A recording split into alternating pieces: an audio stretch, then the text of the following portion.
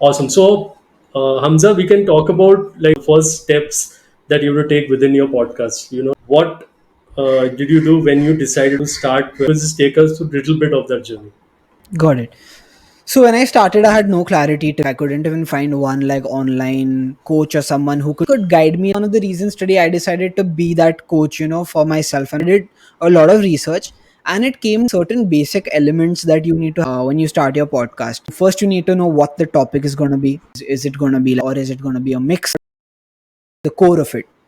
Then going on to a little more technical, like these are the baby steps, like the action steps you would take to start your podcast. Then figure out how you want it to look like, what should be the theme, be the aesthetics, the colors. Then figure out your audience, age group.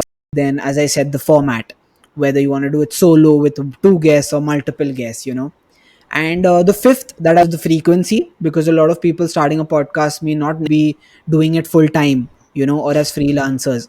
A lot of them might be people jobs, right? So you need to figure out how the frequency. So am I putting a podcast every 2 days, every week, every month? These five basic elements: topic, title, audience, format, and frequency.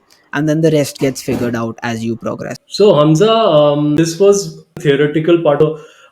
For you personally, what would be a reference point for people starting off the podcast? Don't have that many personal connects or professional guest episodes. Also, do that with people. So, what would be some things you face challenge and how you overcame them?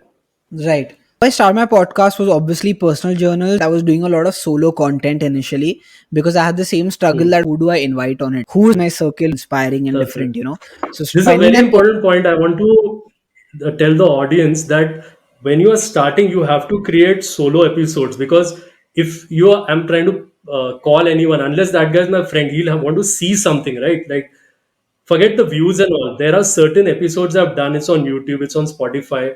If I'm recorded that, whether it's explainer or I'm just doing it live or whatever, at least there has to be so certain, and it'll build your skills also in terms of as a presenter or the editing part of it, or the designing various elements of it. So that is one thing. Just want to tell that you have to start off a little bit solo content and then you go to guesting them.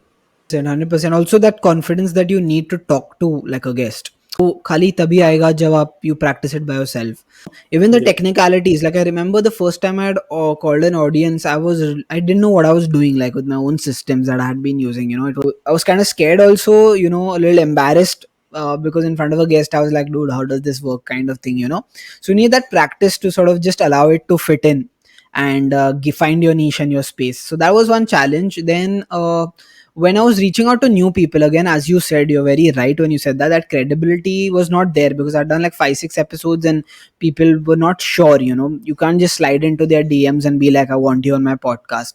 Very few people will trust you Hmm. and be like, yeah, that's fine. Even right now, actually, it happens when I reach out to new people, right? And now that my studio is at home, it kind of can become difficult at times for people coming from different areas or cities to come on your show.